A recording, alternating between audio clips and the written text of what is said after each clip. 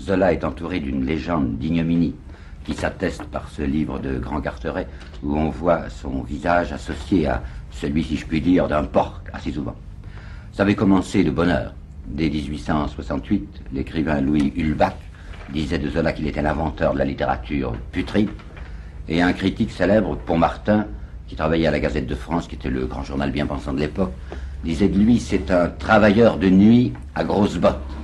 Vous avez compris, travailleur de nuit à grosses bottes, ça signifie un égoutier, ou peut-être bien même un vidangeur. On sait moins aujourd'hui qu'Anatole France, qui dira des choses grandes et nobles sur Zola après l'affaire Dreyfus, Anatole France avait commencé par parler de lui avec une extrême violence. En 1887, lorsque Zola avait publié La Terre, France a fait dans Le Temps une déclaration d'une violence inouïe, que voici. Jamais homme, disait Anatole France, jamais homme n'a fait un pareil effort pour avilir l'humanité, insulter à toutes les images de la beauté et de l'amour, nier tout ce qui est bien, tout ce qui est bon. Et il ne s'en tenait même pas là, il avait ajouté cette phrase que je trouve pour ma part assez stupéfiante. Monsieur Zola est un de ces êtres dont on pourrait dire qu'il serait meilleur qu'ils ne fussent pas nés. Eh bien, c'est de ce personnage assez horrible et en tout cas malavenant que je voudrais tenter avec vous l'approche. J'ai été amené à Zola, pas par la littérature, mais par l'affaire Dreyfus. Je m'occupais de cette affaire Dreyfus, essayant de comprendre cette espèce d'énigme qui aujourd'hui encore reste si obscure, et je me suis aperçu du rôle extraordinaire qu'avait eu Zola en 98. J'ai voulu comprendre ce qu'il avait fait.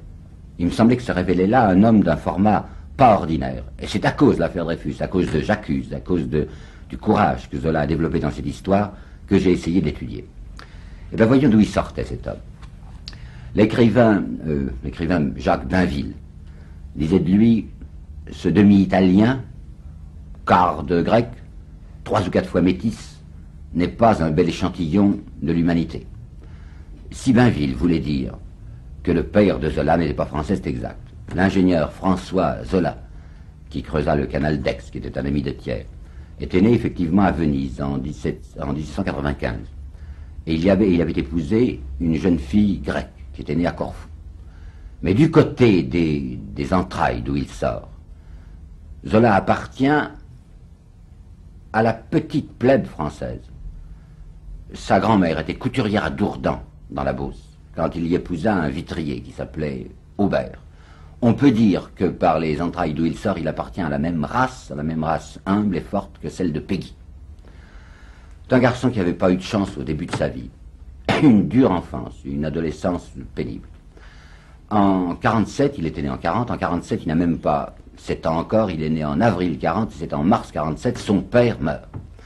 Ce père, nous le connaissons peu, cependant, nous avons un tableau qui a été fait à Aix, où il était donc, je vous l'ai dit, ingénieur, il faisait le canal, un tableau assez somptueux, on voit que ces gens étaient aisés puisqu'ils posaient devant le peintre. Il y a donc le père, la mère et le petit.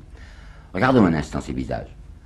Il y a le père, Émile Zola, qui a le poing sur la cuisse, qui est très redressé, qui a l'air assez fier de lui, un regard gentil et direct. À côté, on voit la maman, qui est jeune à ce moment-là, 26-27 ans, et elle paraît un peu plus vieille que ça sur la toile. Elle a des bandeaux à la George Sand. Elle a un beau camé sur sa robe, qui paraît être une robe de soie noire. Elle a les yeux à fleur de tête. Et ce qui frappe, c'est le visage du petit garçon à côté, un drôle de visage, sans bonheur, enfin comme s'il s'attendait confusément à ce que la vie ne soit pas gaie pour lui. Cette image, elle doit être de 46, enfin l'enfant avait devant nous 6 ans. Mais regardez cet œil, il y a un œil, c'est l'œil gauche, qui pend un peu. Il y a cette bouche, avec une moue. Il a beau être, comme on dit sur 131, il est dans tous les atours avec son petit manteau de velours et sa fourrure. Il y a là je ne sais quelle curieuse tristesse chez cet enfant. Eh bien effectivement, son père va donc mourir. Il est peut-être trop petit, à 6 ans et demi, pour mesurer ce que c'est qu'un deuil. Mais en tout cas, il y a une chose qu'il voit tout de suite, c'est que l'aisance dans laquelle on était, dans la famille, va se transformer en des difficultés, en gêne, et bientôt en détresse. On peut suivre à la trace leur déménagement perpétuel à Aix. Presque tous les ans, ils changent d'appartement. Et on descend chaque fois. On va aboutir, quand il a 16 ans, je crois, on va aboutir à 2 pièces absolument obscures qui donnent sur un boyau noir, une espèce de déversoir d'immondice qui est le long des remparts de la ville. On était 4 là-dedans, parce que l'ingénieur Zola, très gentil pour sa femme, avait fait venir pour vivre avec eux, puisqu'il était riche, qu'il était aisé, il avait fait venir le grand-père, la grand-mère. Alors il y avait donc le petit Émile Zola, sa maman, le grand-père, la grand-mère qui vivaient dans cette maison. Et à 17 ans, 57, Zola voit mourir cette grand-mère. C'est un coup dur pour lui. Il l'aimait beaucoup, il ne l'avait jamais quittée. Et cette fois, il a 17 ans, il peut mesurer ce que c'est que la mort. Il écrira plus tard au souvenir de ce malheur, on était 4 et un trou se creusait. On restait 3 à grelotter de misère. C'était donc ça mourir. C'était ce plus jamais. Sa mère se persuade qu'il ne pourra vraiment faire de bonnes études que s'il va travailler à Paris. C'est une idée comme ça, la fascination de la capitale. Alors en 58, en mars 58, elle décide de l'envoyer faire ses études au lycée Louis-le-Grand à Paris. C'était pas raisonnable en cours d'année, puisque vous savez, en France, les études commencent au mois d'octobre, et c'est au mois de mars 58 qu'on le met brusquement en classe de seconde au lycée Louis-le-Grand à Paris. Il est très malheureux à Paris, ça ne va pas. D'abord, il n'y connaît personne, est un peu effrayé, c'est un garçon timide et gauche, pensif et maladif, dira de lui Cézanne, qui était un de ses camarades de Provence. Les garçons du lycée Louis-le-Grand à Paris se moquent de lui d'abord à cause de sa gaucherie, et puis parce qu'il a beaucoup vécu dans cette Provence. Il n'est pas né en Provence, il est né à Paris, mais il a été tout de suite à Marseille, à Aix-Marseille. Il y a pris l'accent. Alors cet accent méridional, ben, ça fait rire les garçons de Paris. En plus, il a une difficulté de parler dont il ne se guérira jamais. Comme on dit, vous savez, un cheveu sur la langue. Alors il dit mon petit chien, il dit mes cheveux, enfin pour dire son chien et ses cheveux. Et les garçons se fichent de lui et ça lui est pénible. Il attrape une typhoïde terrible dans l'année 58-59, dans l'hiver. À ce moment-là, on ne savait pas soigner la typhoïde comme aujourd'hui. Il a plus de 2 semaines de délire. Sa mère se demande s'il ne va pas mourir. Il s'en tire, mais il s'en tire mal. Il est vraiment très diminué. Et puis voilà qu'au printemps 59, son grand-père meurt. 2e, même quoi, 3e rencontre avec la mort. Et il va se présenter dans ces mauvaises conditions physiques et morales au bachot. Eh bien, il avait fait tout ce qu'il avait pu. Il travaillait de son mieux. C'était pas un aigle, c'était pas un garçon éblouissant, appliqué surtout. Il passe l'écrit, mais il échoue à l'oral. Alors il se persuade qu'après tout, s'il avait pu rester à Aix, peut-être que le bachot était plus facile à Aix qu'à Paris. Alors il demande à sa mère de lui donner l'argent nécessaire pour aller tenter l'oral du baccalauréat, enfin oui, l'oral, je dis bien, à Aix. Il se présente à son oral d'Aix, il échoue. Par conséquent, il a complètement raté, puisque vous savez, quand on échoue une seconde fois à l'oral, c'est fini, il faut tout recommencer. Or, ce pauvre garçon était boursier. Bien sûr que sa mère n'aurait pas pu payer elle-même les études à Paris, il avait obtenu une bourse pour lui.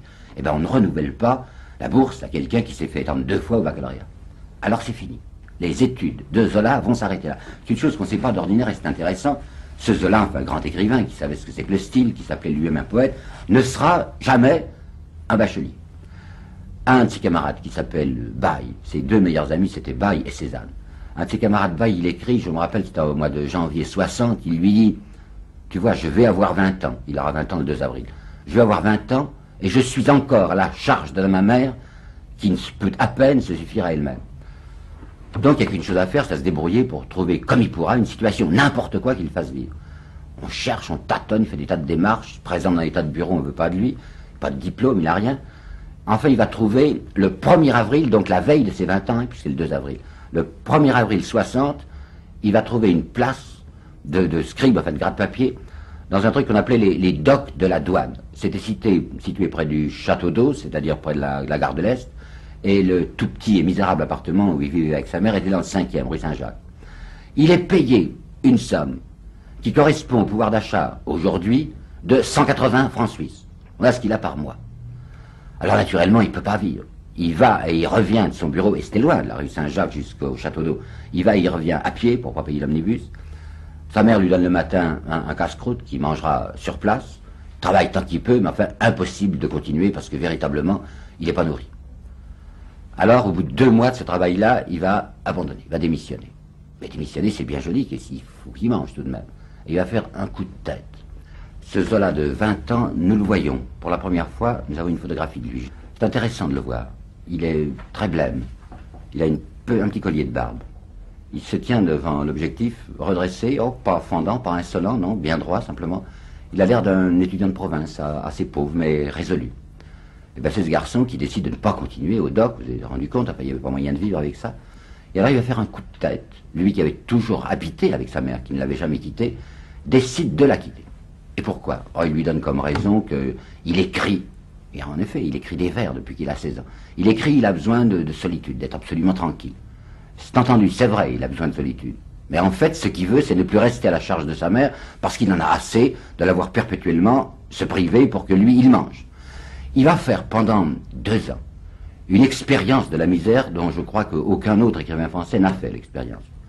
Je sais bien que Chateaubriand, par exemple, lorsqu'il a débarqué en Angleterre comme émigré en 92, a connu cette extrême misère pendant quelques semaines. Mais pour Zola, ça va durer 1 an et demi, 2 ans, où ce garçon va vivre on ne sait trop comment, enfin, collant des enveloppes, faisant des bandes, essayant de placer misérablement des articles qu'on lui paye à peine.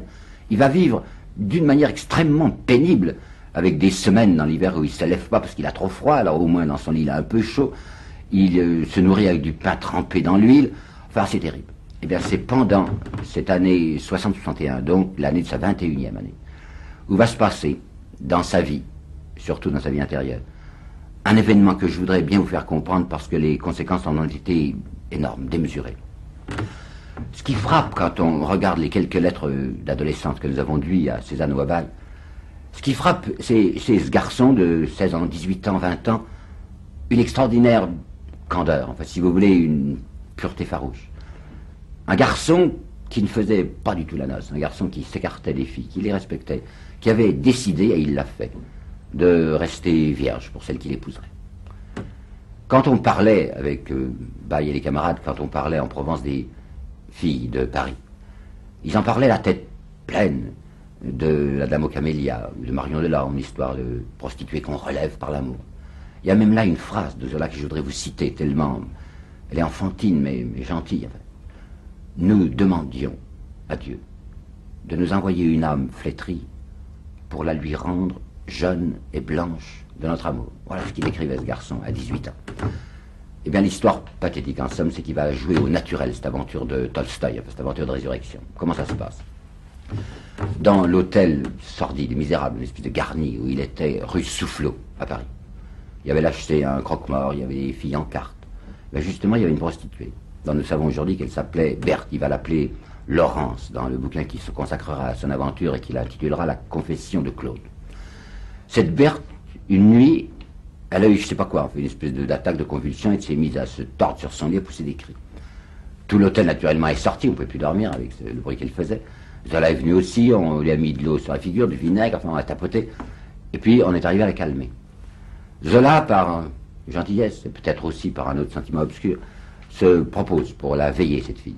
Alors elle est là, sur son lit, qui dort maintenant, et Zola est assis sur une chaise, attendant qu'elle se réveille. Elle se réveille, en effet, le matin, elle voit ce jeune garçon, que je vous ai décrit tout à l'heure, près de son lit, et elle le récompense, bien sûr, comme elle pouvait le récompenser. Eh bien, Zola a le sentiment que cette prostituée qui s'est donnée à lui, il ne faut absolument pas qu'il la traite comme les hommes font des prostituées, c'est-à-dire la payer et s'en aller. Pas question. Il pense que c'est une fille qui est un être humain, qui a une âme comme lui, et que si on lui expliquait bien les choses, elle pourrait peut-être comprendre et sortir de cet enfer dans lequel elle est en train de glisser. Alors il lui explique tout ça à cette fille qui n'y comprend rien, enfin, qui en est absolument abasourdie.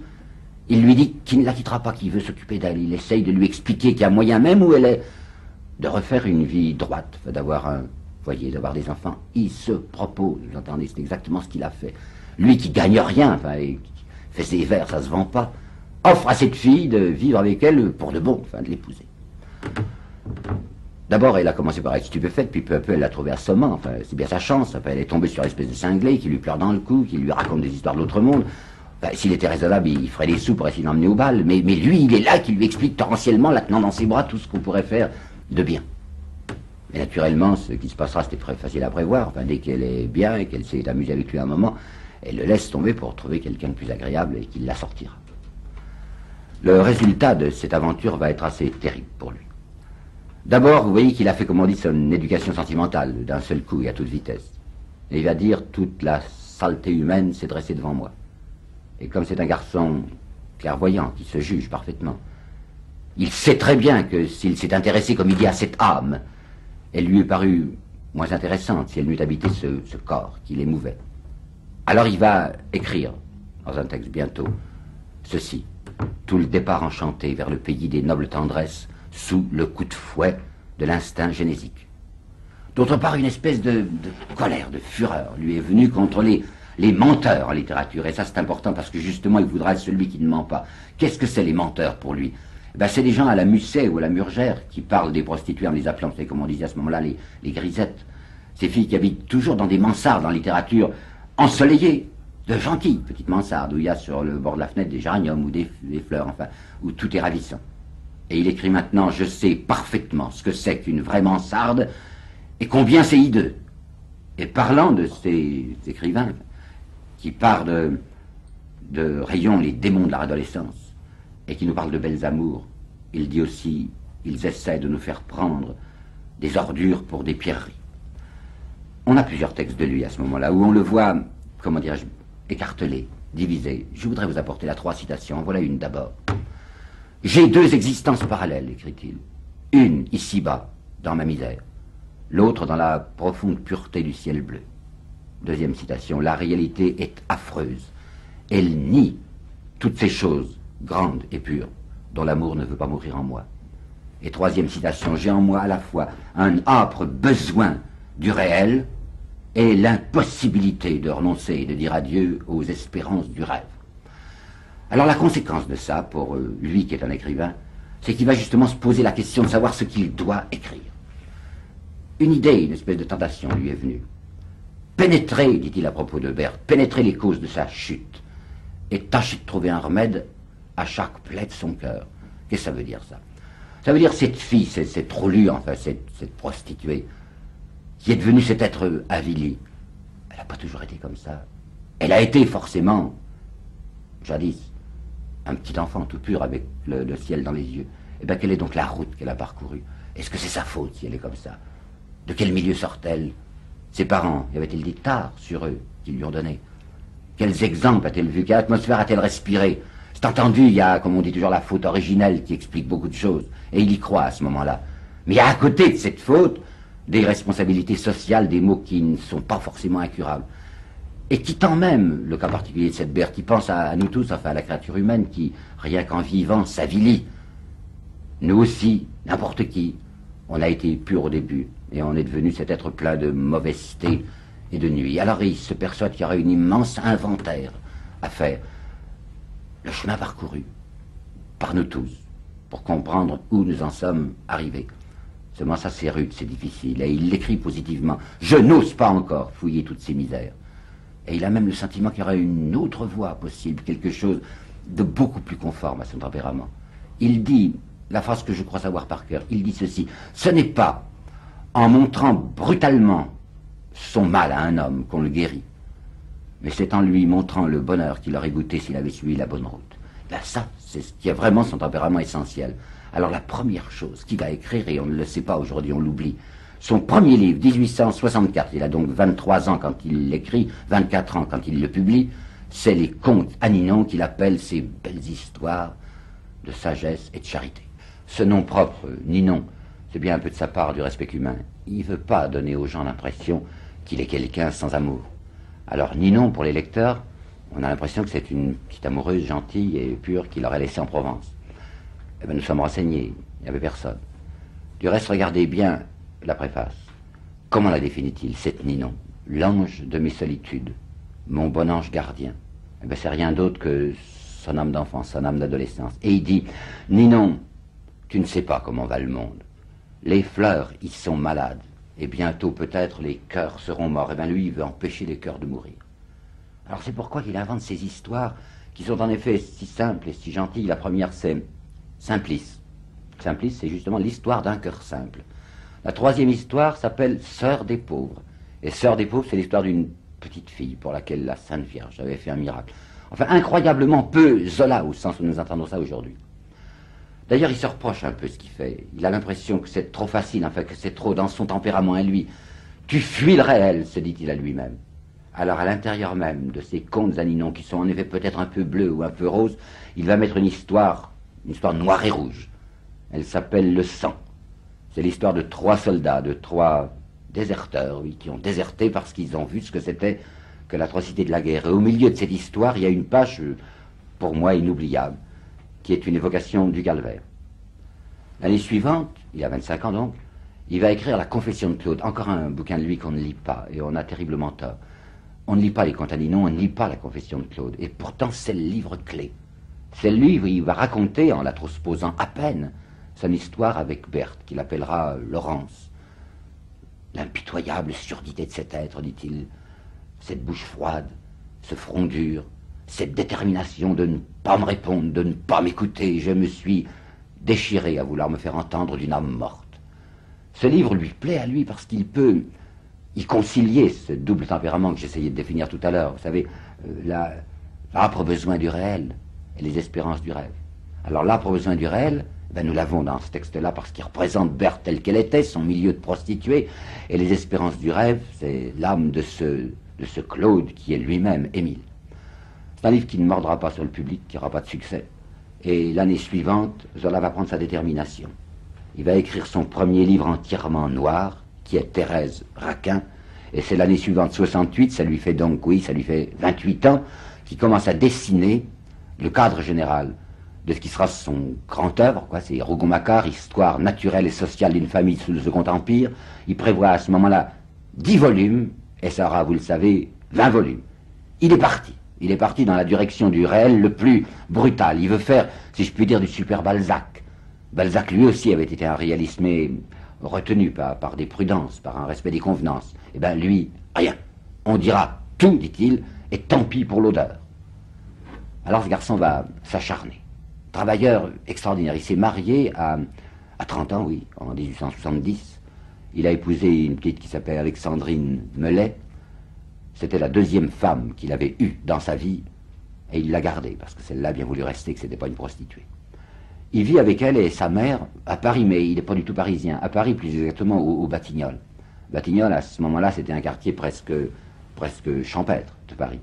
Ils ont là un petit pavillon avec un jardinet où Madame Zola élève des lapins. Et lui, il s'enferme, travaille toute la journée. Il a beau travailler, ça rapporte presque rien. Pensez donc en 75, il y a déjà 13 ans, 12 ans qu'il écrit. Eh bien, on sait ce qu'il a gagné, parce qu'il tenait ses comptes. Il avait gagné en 12 ans avec ses volumes une somme équivalente à 3500 francs suisses d'aujourd'hui, en 12 ans. C'est pas comme ça qu'il pouvait faire vivre son foyer. C'était donc le journalisme qui l'aidait. Il plaçait des articles de critique picturale, il avait voulu défendre Monet, et de critique littéraire, dans tous les journaux où on voulait bien accepter sa prose. L'Événement, le Figaro, le Salut public à Lyon, il écrivait de toutes parts. C'était ça positivement son gagne-pain, mais c'était pas ça qui l'intéressait. Ce qui l'intéressait, c'était les romans. Il va même redonner un nouveau groupe, un nouveau recueil de contes, nouveaux contes Zaninon. Et c'est dans la préface, ces nouveaux contes, qu'on l'entend dire gentiment et tristement, je me suis enfermé pour ne mettre que le travail dans ma vie. Et je me suis si bien enfermé que personne ne vient plus. Et bien, le déclic va se produire l'année suivante, enfin 2 ans après, en 76. Cette année-là, Zola va lancer l'Assommoir. Et c'est l'Assommoir qui va catapulter son nom au zénith de la gloire. Jusqu'à 75, rendez-vous compte, les gens ne connaissaient pas le nom de Zola. On a les tirages. Eh bien, il n'avait pas vendu 900 exemplaires du premier livre des Rougon, qui s'appelle la Fortune des Rougon. Le Ventre de Paris, qui aujourd'hui nous paraît un bouquin illustre de lui. On n'était pas arrivé à écouler la 2e édition. Et La Faute de l'abbé Mouret, qui est le 5e, 4e ou 5e livre des Rougon-Macquart, à peine 1700 exemplaires vendus. Avec l'Assommoir, au contraire, cette fois, c'est la grosse vente. J'ai fait un livre, dit-il, le premier livre, où j'ai fait parler le peuple comme il parle, et c'est un livre qui a l'odeur du peuple. C'était écrit dans une langue directe et brutale, et le livre en effet a eu cet immense succès. Alors l'éditeur Charpentier, qui avait misé sur Zola, s'aperçoit qu'il a eu raison, que c'était un bon cheval. Et Charpentier va faire pour lui ce qu'on n'avait encore jamais fait au XIXe siècle, une publicité murale. Vous savez, on lançait les romans à ce moment-là comme on les lance aujourd'hui, c'est-à-dire en faisant de la publicité dans les journaux, quoi, les placards publicitaires. Pour Lamartine, dans Les Girondins, pour Victor Hugo, dans Les Misérables, les éditeurs avaient essayé des publicités par affiche dans Paris. Et bien Charpentier va faire le même coup pour le Nana que Zola va lancer en 80. Les Parisiens vont être assourdis par ce nom de Zola. Ils trient de tous les murs. Il y a des affiches dans les omnibus, dans les bateaux-mouches, il y a même des affichettes, enfin toutes petites, ça, dans les bureaux de tabac. Le résultat, c'est que le jour où Nana est mise en vente, 55 000 exemplaires. Exactement, 55 000 exemplaires sont vendus le jour de la mise en vente. Et quand à ce moment-là, l'auteur touchait 50 centimes or par bouquin, vous voyez que cela commençait à gagner sa vie pour de bon. En plus, Charpentier lui avait dit, mais il y a encore moyen de gagner plus, c'est-à-dire de publier vos bouquins d'abord en feuilleton dans les journaux et ensuite en volume. Et on sait que l'Assommoir lui avait rapporté une somme équivalente à 3 millions de francs français d'aujourd'hui en feuilleton, et Nana lui rapportera 6 millions en feuilleton. Alors cet homme qui avance beaucoup, il profite de la vie. Alors il n'a pas de vice, mais il a un gros défaut qu'il va corriger. Il est vorace. Je vois dans ses lettres, quand il est en 77 pour la première fois ayant de l'argent, il avait offert à sa femme et à sa mère un voyage. Ils étaient allés à l'Estac, entre Toulon et Marseille. Et c'est assez drôle et même un peu pénible de voir que Zola, un poète, romancier, est pas très attentif à ce qu'il voit dans l'Estac. Dans la mer, ce qui l'intéresse, c'est la nourriture. Il dit à Flaubert, à l'Estac, il y a une nourriture du tonnerre de Dieu. Et il dit même à Huysmans qu'il y a là-bas certains plats de coquillages dont je bafre, écrit-il avec un véritable attendrissement. Ben, le résultat, c'est qu'il aura 106 kilos en 1886. On se moque beaucoup de lui. Jean Richepin dit qu'il a une figure qui est une pleine lune de Saint-Doux. Alors cet homme qui sait ce que c'est que la volonté, décide de se faire maigrir. Et peu à peu, d'année en année, à cause de ce régime qui s'impose, de presque rien manger, 2 biscottes le matin, pas de féculents, pas de pain à midi et pas de repas le soir, 2 tasses de café, 2 tasses de thé, eh bien, le résultat, c'est qu'il passera de 106 kilos à 100, à 90, à 80, à 70, comme on dit, et il va s'établir à 67 kilos et il a 1m69, vous voyez que c'est un homme peu volumineux, tel que le décrira Pays. Dans sa vie secrète, au cours de ces années-là, 2 drames s'étaient produits. L'un en 1880, la mort de sa mère. Elle n'était pas vieille, elle avait 60 ans. Il ne l'avait donc jamais quittée, même, vous savez, quand il était établi autour de sa 20e année dans cet hôtel de la route Soufflot et dans bien d'autres, il allait la voir quand même tous les jours. Puis voilà que brusquement, en 5 ou 6 jours, elle est emportée par une pneumonie. C'est un coup terrible pour lui. Pour en juger, lisez le livre qui s'appelle La joie de vivre. C'est un livre qui, dans son programme, il avait un programme très minutieux, très strict, arrivait pour l'année 1881. Dans sa pensée, c'était un livre autobiographique. Il voulait transposer naturellement, raconter sa vie. Et maintenant, il a le sentiment qu'il n'aura pas le courage de raconter ce que ça a été que la mort de sa mère. Alors il va chambouler son affaire. Il avait décidé qu'il écrirait un livre autobiographique, il ne peut pas. Il met à la place le plus faible, à mon avis, des Rougon-Macquart, qui est Le bonheur des dames. Et en 82 seulement, il va essayer, il va tenter d'écrire ce livre en se forçant, en sachant bien qu'il sera malheureux. Il l'écrit. Et savez-vous, entre quel titre il va hésiter? Pour ce livre, auquel il s'était forcé de donner une conclusion qui ne soit pas sinistre, il s'était mis dans une petite indication, ne pas conclure par le pessimisme, conclure par la joie de l'enfantement perpétuel. Eh bien, il va hésiter entre les titres que voici: La misère du monde, La sombre mort, La vallée de larmes, terminant par ce mot La joie de vivre, qui est le titre définitif et qui a l'air d'une dérision au-dessus d'un livre à ce point sombre. Le deuxième drame de sa vie secrète, c'est celui qui se passe en 88. 88, vous voyez, il a 48 ans. Sa femme a engagé chez eux une lingère. Cette petite s'appelle Jeanne Rosereau. Elle a juste 20 ans. C'est la fille d'un meunier de Bourgogne. Elle, 20 ans, Zola, 48 ans. Zola n'avait jusqu'alors jamais trompé sa femme. C'était un homme chaste et qui n'avait peu de tentation. Et voilà que tout à coup, il s'aperçoit dans ce printemps 88 qu'il se met à désirer et à aimer cette fille. Eh bien, il s'est dit un immense tumulte en lui. Il ne veut pas céder à ce désir. Il avait écrit un livre, Pobouille, que tout le monde connaît, où il montre la monstruosité de l'égoïsme de ces grands bourgeois qui utilisent leur domestique à toute fin. Eh bien, c'est une domestique qui est chez elle et qu'il est en train de désirer. Et il parlera dans ses notes de séduction basse. Il va résister tant qu'il pourra, elle aussi. Elle s'est mise à l'aimer. Elle avait d'abord une espèce de vénération pour ce monsieur Zola qui était très bon et puis qui avait une immense notoriété. Et peu à peu, elle s'aperçoit qu'effectivement elle l'aime. Et c'est le 11 décembre 88. Si je vous dis la date, c'est pour vous montrer à quel point ils ont lutté, puisqu'ils s'aimaient, semble-t-il, depuis le mois d'avril. Le 11 décembre 48, qu'elle se donnera à lui. Eh bien, il est à la fois heureux et malheureux. Malheureux parce qu'il n'est pas d'accord avec sa conscience, parce que ça l'ennuie d'avoir fait ça à sa femme. Il cache naturellement, mais elle le saura. Il y aura des choses pénibles où il lui a fait des promesses, de fausses promesses, quoi. Il s'est parjuré, il a dit qu'il ne la reverrait plus, il la revoit. Madame Zola va fracturer un secrétaire pour essayer de trouver les lettres de son mari, enfin des choses assez affreuses. Puis on a des lettres de Zola à son ami Bruno, où il lui dit: ma pauvre femme, ma pauvre Alexandrine, je ne serai jamais heureux si je la sais malheureuse. Cette vie double se partage. J'avais rêvé de rendre tout le monde content autour de moi, et je suis le premier frappé. Mais comme il avait fait, voyez-vous, avec Berthe et avec celle qu'il a épousée, Alexandrine, jamais n'acceptera l'idée d'abandonner quelqu'un dont le corps lui a été donné. Pas question. Jeanne, il ne la quittera pas. Et même comme une sorte d'excuse ou de légitimation à ce qu'il aurait appelé autrefois un péché et qu'il appelle maintenant une faute, il va se dire, au moins si cette femme, si cette fille, me donnait les enfants que ma femme n'a pas pu me donner. Dans ce livre autobiographique, le docteur Pascal, qui sera son dernier livre des Rougon-Macquart, il montrera le docteur Pascal compulsant vers la fin de sa vie toute son œuvre, ce tas de pages froides qui me glaçaient les mains, dit-il. On appelle ça une œuvre, il n'y a pas d'autre œuvre réelle qu'un enfant. Eh bien, grâce à Jeanne, qu'elle soit bénie, sous ses lèvres, comme il dit, ses tièdes cheveux d'enfant à baiser. La petite Denise va naître à la première en septembre 89, puis le petit Jacques en septembre 91. Madame Zola aura beaucoup de dignité, je dis même de grandeur dans cette affaire.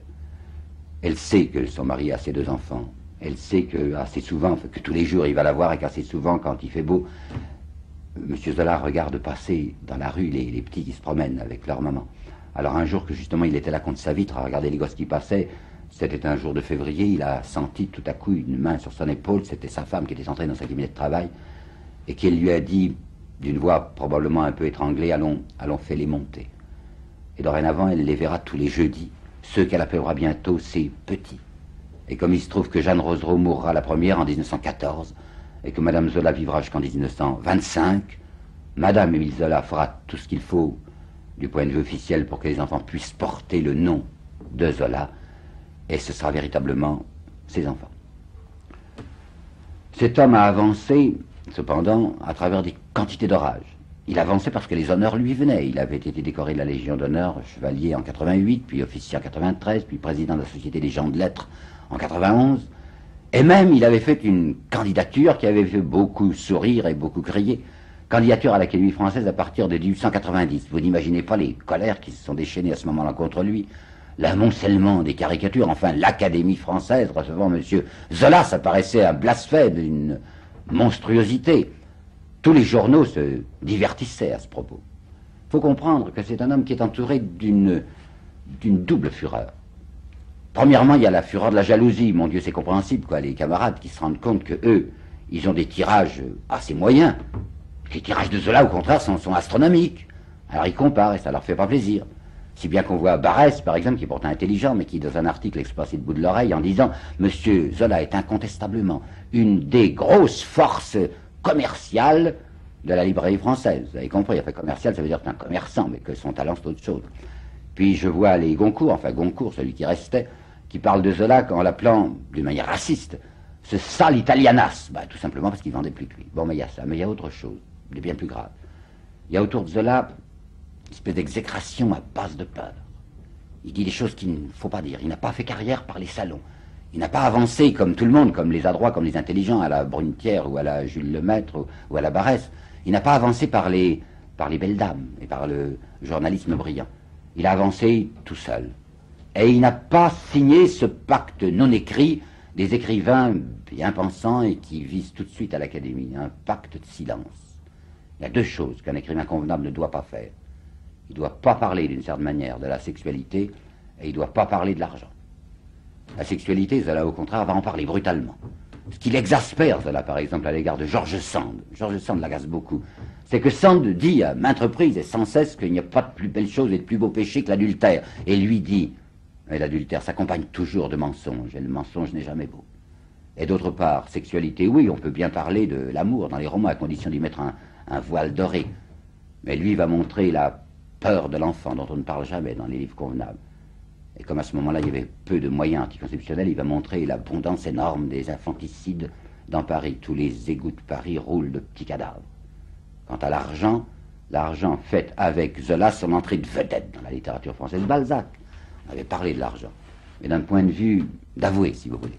C'est-à-dire que c'est un point de vue de sociologue, Zola. Pour la première fois, on va voir un conseil d'administration au travail. C'est dans l'argent, ça. On va voir par exemple le baron Gouraud, qui est baron parce que son grand-père a été fait baron par Napoléon pour avoir vendu des stocks de biscuits avariés à la Grande Armée. Et lui se vante avec majesté, écrit Zola. On va voir le marquis de Bohain, qui utilise son titre de marquis pour capter les capitaux de la bourgeoisie. On va voir monsieur de Robin Chéniaud, qui touche 100 000 francs chaque année de primes occultes pour donner son visa sans examen au compte de gestion. On va voir ceux qu'il appelle les entretenus, les Boisgelin, les Grégoire. ceux qui profitent de l'or que des générations d'affamés et crédits ont tiré pour eux de la terre. On va voir un grand mariage, un grand beau mariage splendide, très parisien, à la Madeleine, béni par un évêque, Monseigneur Martha, et à la sacristie d'Isola, on voit défiler ces visages suant les crimes de l'argent. Il ne se contente pas de ça, il va nous montrer, c'est dans le travail ça, le capitaine Jolivet, qui est un capitaine qui conçoit l'armée comme il faut, une armée à usage interne. Et le capitaine Jolivet dit, mais qu'est-ce que c'est que ça, les intellectuels? J'aime pas, moi, les gens à idées. Vous avez vu des idées, vous? Moi, je connais que le sabre. Ça, le sabre, on le voit. Et heureusement que l'armée est là, dit le capitaine, pour empêcher le passage, le triomphe des coquins. Et au-dessous, Zola nous a montré dans l'Assommoir l'enfer de la Goutte d'Or et du quartier de la Chapelle. Dans Germinal, l'enfer des mineurs d'Anzin. Dans l'Argent, l'enfer de ce bidonville qui s'appelle la Cité de Naples. Et on voit son personnage de Paris qui s'appelle l'abbé Pierre Froment, qui revient effaré de cette excursion qu'il a fait dans les quartiers de la misère et du travail, l'univers concentrationnaire des pauvres. Il est allé voir les travailleurs de Ménilmontant et de Montmartre. Et l'abbé Pierre revient en se disant effaré d'avoir découvert sur quelles abominations repose la félicité des nantis. Faire tout cela, ça équivalait à une espèce d'attentat. On le détestait, Zola, comme un homme infiniment dangereux. On lançait sur lui toutes sortes de calomnies, disant que c'est un homme d'une grande bassesse, d'une grande brutalité. Et il est vrai que dans l'ensemble de son œuvre, il y a des choses très brutales. Pourtant, je voudrais appeler votre attention sur une chose vérifiable, vous savez, facilement vérifiable. C'est un homme tendre, un homme extraordinairement vulnérable. Si dans son œuvre, il y a peu de scènes poignantes, c'est que lui-même éprouvait une telle peine, ressentait si violemment ce qu'il écrivait, qu'il essayait d'écarter de son œuvre ce qui aurait pu trop l'émouvoir. Et je voudrais vous parler ici d'une seule preuve. C'est dans l'Assommoir. C'est une scène de l'Assommoir que je ne sais pourquoi le film n'a pas retenu. C'est un beau film, Maria Shelley est admirable. C'est un film, vous avez peut-être remarqué, qui a perdu son titre. Il est devenu Gervaise, parce qu'il semble qu'il ne fallait pas trop parler de l'Assommoir et de l'alambic, ça pouvait gêner certains intérêts. Alors on en a fait surtout une histoire sentimentale et pas une attaque contre l'alcoolisme. Eh bien, la scène dont je voudrais vous parler, et qui n'est pas dans le film, n'était pourtant pas attentatoire aux intérêts des vendeurs d'alcool. Ben voilà cette scène. Vous vous rappelez que dans le film, Maria Schell reste belle jusqu'à la fin. Eh bien, elle n'est plus belle dans le roman. Au contraire, elle est devenue une énorme femme, encore plus bancale qu'elle l'était au début. Elle se prostitue. Elle est sur le boulevard de la Chapelle. Elle va rencontrer un soir Goujet. Il est dans le film, vous savez, c'est le forgeron avec une belle barbe, qui était un homme qui l'avait aimé. Elle l'aimait aussi, purement. Jamais il ne s'était touché. Et voilà qu'elle l'aborde. Ils s'en sont tous les deux commotionnés. Comment elle est tombée là, enfin, elle est devenue cette prostituée, alors il l'emmène dans sa chambre. Il lui demande si elle veut manger. Elle mange, en effet, gloutonnement, elle était affamée. Et voilà la scène finale. Voulez-vous encore du pain lui demandait-il à mi-voix. Elle pleurait. Elle disait oui, elle disait non, elle ne savait plus. Ah, Seigneur, que c'est bon et triste de manger quand on crève. Et elle torchait ses larmes avec le reste au fond du poêlon.